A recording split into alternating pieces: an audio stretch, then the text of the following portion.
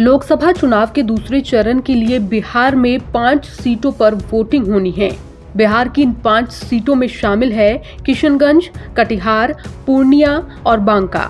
इस वीडियो में हम बात करेंगे बांका और कटिहार की। 2019 में जेडीयू को जीत मिली थी। जेडीयू ने अजय कुमार मंडल को फिर से रिपीट किया है। मंडल भागलपुर के ही नाथपुर विधानसभा सीट से 2010 और 2015 में जेडीयू के टिकट पर विधानसभा का चुनाव जीत चुके हैं। इससे पहले 2005 में वो कहलगांव से विधायक बने थे। 1984 के बाद से कांग्रेस को इस लोकसभा सीट पर सफलता नहीं मिली। उससे पहले यहां कांग्रेस की मजबूत पकड़ थी। इस बार पार्टी ने अजीत शर्मा को टिकट दिया है।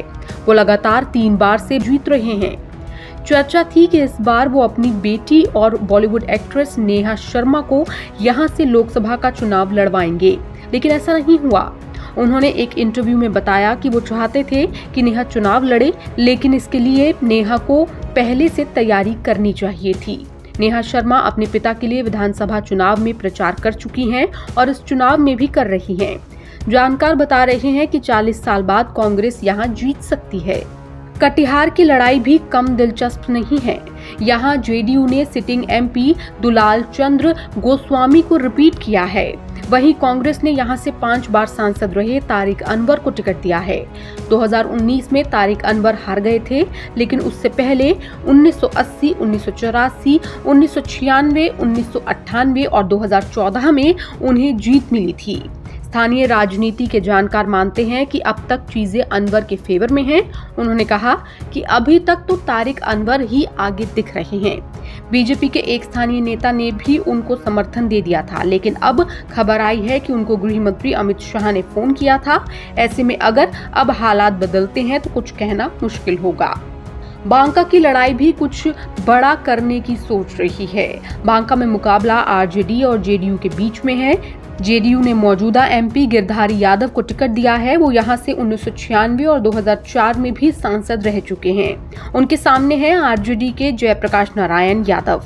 उन्हें 2014 में यहां से जीत मिली थी। पिछले चुनाव में हार गए थे। जानकार बता रहे हैं कि बांका में गिरधारी यादव दूसरे उम्मीदवारों को कड़ी टक्कर दे रहे हैं। इस क्षेत्र में यादव और राजपूत वोटर्स की सबसे ज्यादा संख्या है। पूर्व सीएम चंद्रशेखर सिंह, महाराष्ट्र के रहने वाले समाजवादी नेता मधु लिम्ये भी यहां से चुनाव जीत चुके हैं। देश के पूर्व रक्षा मंत्री और दिग्गज राजनेता दिवंगत जॉर्ज फडणवीस ने भी यहां से 2 बार चुनाव लड़ा था। हालांकि दोनों बार उन्हें हार का सामना करना पड़ा। 19 अप्रैल को बिहार की जमुई, औरंगाबाद, नवादा और गया सीट पर वोटिंग पूरी हो गई।